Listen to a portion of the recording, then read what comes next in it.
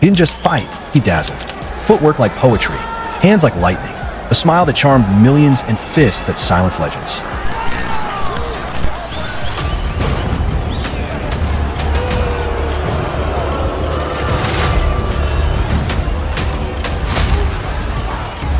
Sugar Ray Leonard was more than a boxer. He was a showman, a strategist, and a storm wrapped in silk. In an era stacked with monsters, Duran, Hearns, Hagler, Benitez, Ray didn't survive. He thrived, outthinking, outmoving, outshining. They called him Sugar because his style was sweet, but make no mistake, his punches carried venom. Olympic gold medalist, 5-division world champion. He brought boxing back to the mainstream, filled arenas, and lit up the screen with charisma and chaos. And when the gloves came off, the suits got sharper, the cars faster, the life louder. From million-dollar bouts to the broadcast booth, Sugar Ray turned brilliance into a brand. So, before we break down the style, the stardom, and the savage brilliance of Sugar Ray Leonard, smash the like button, subscribe, and ring the bell. Because this isn't just boxing, it's sweet science at its finest.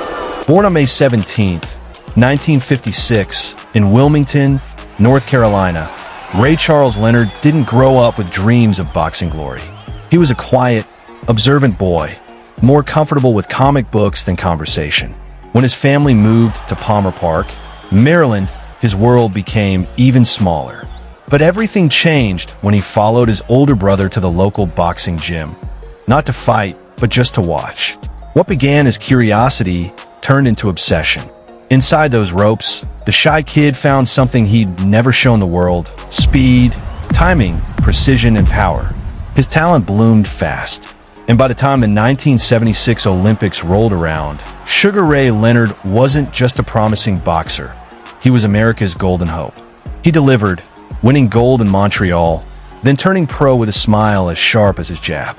What followed was a career carved into boxing history. He outboxed the slick Wilfred Benitez for his first world title. He avenged a loss to Roberto Duran in the infamous No Mas fight. He stopped Thomas Hearns in a dramatic war. And in one of boxing's greatest comebacks, he returned from retirement to defeat the legendary Marvin Hagler. Ray Leonard didn't just compete with the best, he beat them all. The only man of the four kings to do so. 5 world titles across 5 weight classes. Over $100 million in prize purses. And a legacy that transcends a sport. As of 2025, his net worth is estimated at $120 million, built through boxing, endorsements, acting roles, and business ventures. But behind the fame, the fortune, and the flash, who is Sugar Ray Leonard? And what drove him to rise, again and again, when others would have stayed down? That's the story we're about to tell. It didn't begin in the spotlight or on the grand stage, but rather in a quiet neighborhood in Palmer Park, Maryland. Under the guidance of coaches Dave Jacobs and Jenks Morton, that quiet kid with a head full of comic book dreams discovered something extraordinary. His hands moved with blur-like speed, his eyes read punches before they were thrown, and his body danced around danger like it was second nature. He wasn't just talented, he was rare. It didn't take long for word to spread. During one of his early sparring sessions, U.S. Olympic assistant coach Sarge Johnson leaned over to Jacobs, pointed at the teenager in the ring, and said, "That kid you've got, he's sweet as sugar." And just like that, the name stuck. Sugar Ray Leonard. The nickname wasn't just a tribute to the great Sugar Ray Robinson. It became a prophecy. Leonard tore through the amateur ranks like a storm with purpose. He won national Golden Gloves titles, AAU championships, and, most importantly, the respect of anyone who stood across from him in the ring. And by the time the 1976 Olympic Games arrived in Montreal, he wasn't just a member of that legendary U.S. team. He was its crown jewel. Fight after fight, he dominated. 5 bouts, 5 unanimous decisions. His punches weren't just fast, they were poetry in motion, leather and grace fused into rhythm.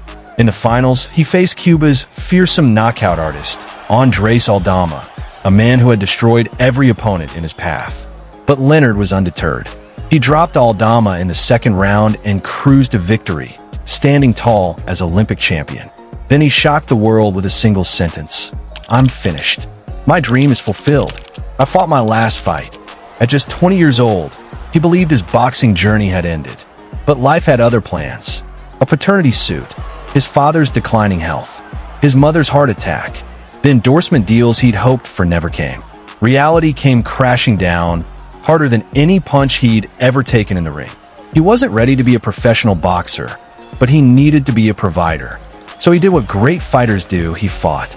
February 5th, 1977, Baltimore Civic Center. Sugar Ray Leonard made his professional debut against Luis the Bull Vega. Over 10,000 fans packed the arena to see the Olympic hero. What they saw instead was the birth of a star. Leonard dismantled Vega over 6 rounds, earning $40,000, enough to repay the investors who believed in him, and more than enough to prove he belonged. And once he started, he never looked back. He cut through the welterweight division like a man on a mission, stopping Floyd Mayweather Sr., avenging an amateur loss to Randy Shields, and destroying Pete Ranzani in 4 brutal rounds to capture the NAF title. Each fight wasn't just a win, it was a statement. He wasn't just good, he was different. That difference became undeniable on November 30th, 1979, when Leonard stepped into the ring at Caesar's Palace to face the undefeated Wilfred Benitez. The air in Vegas felt electric, 2 masters of timing and technique about to paint a masterpiece. Leonard dropped Benitez early, but the crafty Puerto Rican adjusted, making Ray miss like no one ever had before. Still, champions adapt. And in the final seconds of the 15th round, Ray landed a left hook so precise it folded Benitez. The referee stopped the fight. Sugar Ray Leonard was crowned WBC welterweight champion of the world. But glory never sleeps, and neither do rivals. His first title defense was a showcase of power. Against Dave Boy Green, Ray unleashed a left hook so devastating that Green was unconscious before he hit the canvas. Leonard called it the hardest punch he ever threw. But waiting in the shadows was Roberto Duran. June 1980. Montreal. The silky smooth showman versus the street-bred brawler from Panama. Duran turned the fight into a trench war, forcing Leonard to abandon movement and finesse, dragging him into the dirt. It worked. Ray lost by unanimous decision. It was a bitter pill, but not a fatal one. Because 5 months later, in New Orleans, he came back. And this time, Sugar Ray didn't come to fight Duran. He came to embarrass him. He danced. He weaved. He made Duran miss so badly, the crowd began to laugh. In the 8th round, with his pride unraveling, Duran turned away from the action, raised his gloves, and said 2 words no fighter ever wants to say: no moss. Ray didn't just win. He broke the unbreakable. And yet, even that wasn't his greatest moment. That came in September 1981, under the desert sky of Las Vegas, in a fight billed as the Showdown. Ray Leonard versus Thomas Hitman Hearns, an apex predator with a cannon for a right hand. For 7 rounds, Hearns controlled the fight. Ray's eye swelled. His back hit the ropes. But champions, they find something extra. In the 13th round, with the clock working against him, Leonard exploded. He battered Hearns with blistering combinations. In the 14th, he pinned him again and finished the job. The referee stepped in. Ray Leonard was now the undisputed welterweight champion of the world. Then, just when the world was ready to celebrate his prime, the rug was pulled out. A detached retina. Surgery. Forced retirement in 1982. But fire doesn't go out that easily.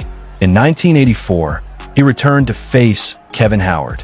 He won, but he was dropped for the first time in his career. That night, Ray announced he was done. Again. But in 1986, watching Marvin Hagler, boxing's granite-shinned middleweight king, struggle with John Mugabe, something shifted. I can beat Hagler, Ray told his team. Everyone thought it was madness. April 6, 1987. Caesar's Palace. The super fight. Leonard versus Hagler. Ray used every ounce of guile, movement, and heart to outmaneuver the beast. He didn't stand toe-to-toe. He danced in and out, stole rounds with flashy bursts, and frustrated the champion with slick counters. It was razor-thin, controversial, but when the decision was read, Sugar Ray Leonard had done it again.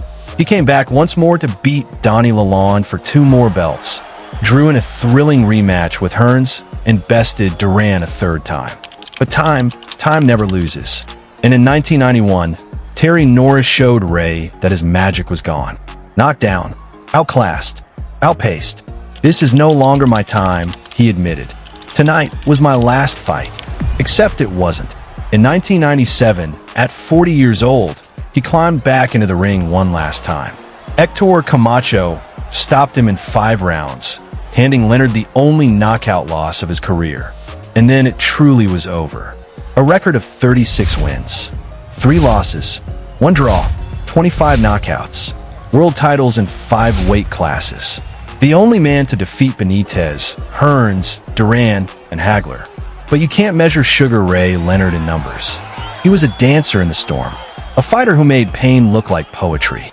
He could punch, think, move, and mesmerize all at once. And the echo of his greatness still dances in every ring the lights touch. What happens when the roar of the crowd fades, and all that's left is the silence of your own thoughts? For Sugar Ray Leonard, the battles outside the ring would test him in ways no opponent ever could. He married his high school sweetheart, Nonito Wilkinson, in January 1980. Their 6-year-old son, born when they were still just teenagers, walked down the aisle ahead of them as the ring bearer. From the outside, it looked like the perfect story.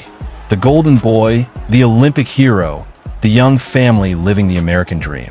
But inside the walls of their home, a different fight was unfolding. By the time their second son was born in 1984, cracks had deepened. Addiction had crept in, quietly at first, then all at once. Leonard was using alcohol, then cocaine. The man who once dazzled under bright lights was now trying to fill the void they left behind.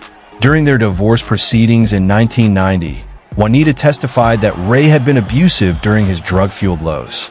He didn't deny it, but even as he owned his demons, the damage had been done. Redemption, though, has always been part of Ray Leonard's story. He got sober. He sought peace.